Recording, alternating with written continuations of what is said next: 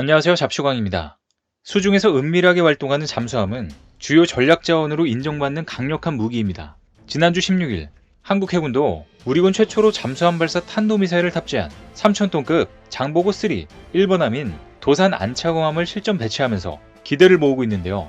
도산 안창호급은 우리나라 최초의 3,000톤급 잠수함으로 기존의 독일 기술을 도입해 만든 장보고급, 손은일급과는 달리 설계부터 건조까지 모두 우리 기술로 이루어진 잠수함입니다.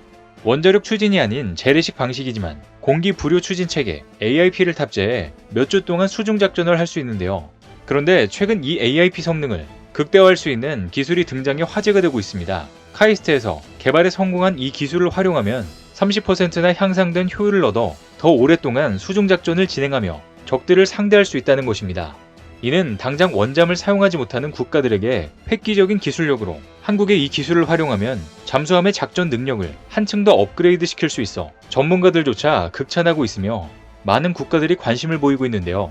과연 한국이 어떤 기술을 개발에 성공했으며 이것을 활용해 앞으로 어떤 점이 바뀌게 되는지 자세히 알아보겠습니다. 최근 중국이 서해에서 군함 수십 척을 배치하고 실사격 훈련을 진행하는 등 무력 시위를 벌였는데요. 이 때문에 한국도 서해에 도산 안창호함을 실전 배치하며 중국에 대응했습니다. 그런데 중국이 훈련하기도 전에 서해에서 도산 안창호함이 오랫동안 자망하며 기다리고 있었다는 사실이 밝혀지며 중국을 또 한 번 깜짝 놀라게 했는데요.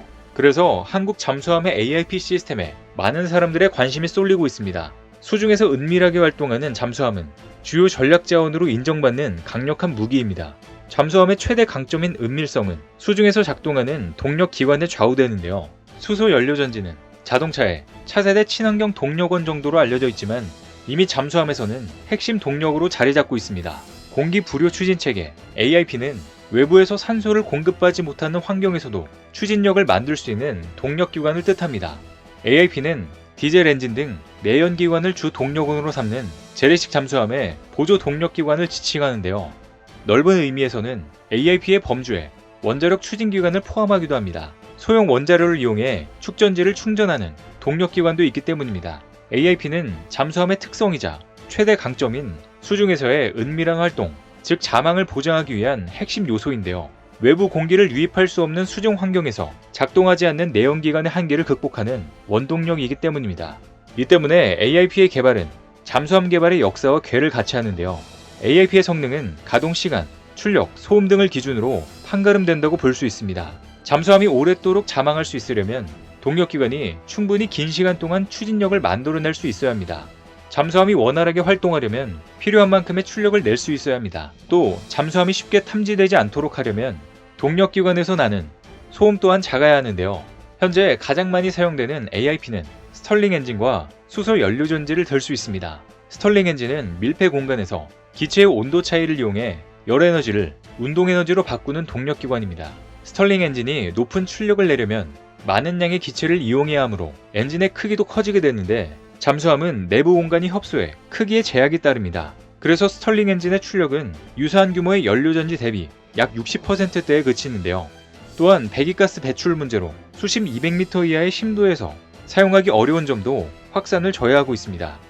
그래서 스털링 엔진 방식의 AIP를 사용하는 국가는 스웨덴과 일본 등에 한정되고 있는데요. 반면 오늘의 주인공인 연료전지 방식의 AIP는 스털링 엔진보다 늦은 1990년대 후반에 등장했지만 훨씬 더 빠르게 보급되고 있습니다. 연료전지는 산소와 수소의 화학 반응을 통해 전기를 발생시켜 동력을 만드는 추진기관인데요. 연료전지는 발전 과정에서 발생하는 소음과 진동이 거의 없어 수중에서의 은밀한 자망에 가장 적합한 것으로 평가받습니다. 또 스털링 엔진보다 출력이 높은 것도 장점으로 꼽히는데요. 다만 주 연료인 수소를 자력으로 보충하지 못하므로 주기적으로 기지로 복귀해야 하는 점과 디젤 엔진 등 내연기관이나 원자력 추진기관에 비해 훨씬 낮은 출력이 추가 확산의 걸림돌로 작용합니다. 그래서 최근에는 연료전지의 가동시간을 연장하기 위해 같은 용량의 저장 탱크로 액화수소보다 두세 배 이상 많은 수소를 저장할 수 있는 메탄, 에탄올, 암모니아 등의 화합물을 개질하는 방식의 연료전지 체계도 개발되고 있습니다. 연료전지 방식의 AIP는 지멘스가 개발한 연료전지를 탑재한 독일 해군의 212급 잠수함을 필두로 세계 각국에서 도입하고 있는데요. 현재 연료전지를 탑재한 잠수함은 스페인의 S80, 인도의 칼바리급, 이스라엘의 돌고리급이 있습니다. 한국 해군도 독일이 설계한 214급에서 시작해 2018년 한국 기술로 독자 설계, 건조한 3,000톤급 도산 안창호함에도 연료전지 방식의 AIP를 사용하고 있습니다. 특히 도산 안창호함에는 독일 지멘스에 이어 세계 두 번째로 잠수함용 연료전지를 개발하고 상용화하는 데 성공한 한국의 범함 퓨얼셀 제품이 장착돼 있습니다. 오늘날 작전 중이거나 건조 중인 AIP 탑재 잠수함은 약 120척 이상인 것으로 알려져 있는데요. 그 중에서 한국을 비롯해 독일, 스페인, 인도, 중국 등 다수의 국가들이 보유한 약 70척은 연료 전지를 탑재했고 스웨덴, 일본, 중국에 소속된 약 50척은 스털링 엔진을 채택했습니다. AIP는 출력과 사용기간의 제약 때문에 보조 동력으로만 사용되지만 원자력 추진기관은 수상이든 수중이든 어디서나 사용할 수 있는 단일 동력원입니다. AIP는 수십 년 이상 연료 재보급 없이 사용할 수 있는 원자력 추진기관에 비해 가동시간이 훨씬 짧고 출력도 훨씬 낮습니다. 하지만 AIP는 원자력 추진기관보다 훨씬 조용해 잠수함에서 가장 중요한 은밀성 부분에서 우수해 잠수함이 탐지될 가능성도 그만큼 더 낮습니다. 더군다나 AIP는 국제적인 규제도 별로 받지 않는데요. 이와 달리 원자력 추진기관은 개발에서부터 핵연료의 생산, 구매 등에 이르는 제방 과정에 국제 조약이나 협약 등 숱한 규제를 적용받으므로 원자력 추진 잠수함의 건조와 운용이 모두 쉽지 않습니다. 이에 따라 한국, 독일, 스웨덴, 이스라엘, 호주, 인도네시아 등 단기간의 연안작전을 주로 하는 국가들은 대부분 AIP를 적극 도입하고 있는데요. 그런데 최근 한국에서 이 AIP 성능을 30% 끌어올릴 수 있는 기술을 개발해내며 전 세계의 주목을 받고 있습니다.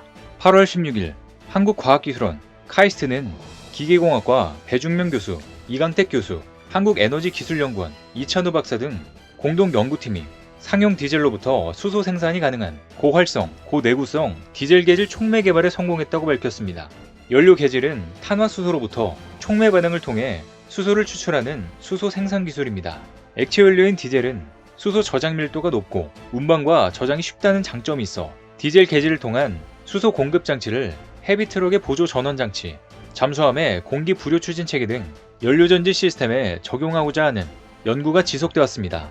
하지만 디젤은 고탄화수소의 혼합물로 긴 사슬 구조의 파라핀, 이중 결합을 갖는 올레핀, 벤젠고리 구조를 갖는 방향족 탄화수소를 포함하고 있어 이를 효과적으로 분해하기 위한 높은 활성도의 촉매가 요구됩니다. 그동안에는 이런 제약 때문에 디젤 계질 기술 활용에 어려움을 겪어왔는데요. 이번에 카이스트 연구팀은 용출 현상을 통해 합금 나노 입자를 형성하도록 촉매를 설계함으로써 고활성, 고내구성 디젤 계질 촉매를 개발하는 데 성공한 것입니다. 연구팀은 촉매 분석뿐만 아니라 이러한 메커니즘을 에너지적 관점에서 규명하는 데도 성공했습니다. 백금, 루테늄 합금 촉매를 사용해 기존의 단일 금속 촉매와 계질 성능을 비교해본 결과 계질 활성도가 향상돼 기존의 800도씨에서 전환했던 방식을 600도씨에 저온에서도 100%의 연료 전환율을 보인 것입니다. 또 200시간이나 진행되는 장기 내구성 평가에서도 성능 열화 없이 안정적으로 상용 디젤로부터 수소를 생산하는 데 성공했습니다. 즉 쉽게 말해 디젤을 수소로 전환하기 위해 사용되는 비용을 30%나 적은 비용으로 수소를 생산할 수 있게 된 것입니다. 이는 AIP 성능이 30%나 향상돼 육지로 오지 않고 자망을 더 오랫동안 할 수 있다는 의미인데요. 이 연구를 담당한 배중명 교수는 상용 디젤로부터 수소를 안정적으로 생산할 수 있다는 점에서 매우 의미 있는 성과이며 초기 수소 경제사회에서 모바일 연료전지 시스템의 활용성 제고에 크게 이바지할 것으로 기대된다고 밝혔습니다.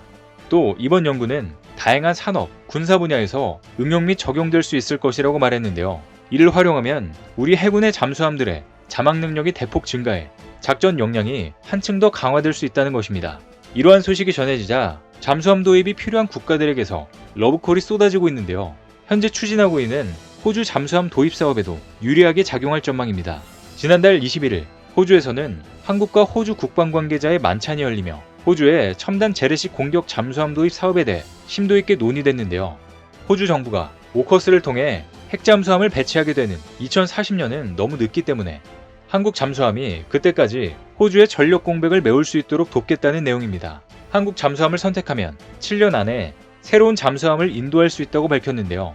호주는 2030년 이후 퇴역이 예상되는 현 콜린스급 잠수함을 대체하는 전력이 꼭 필요한 상황입니다.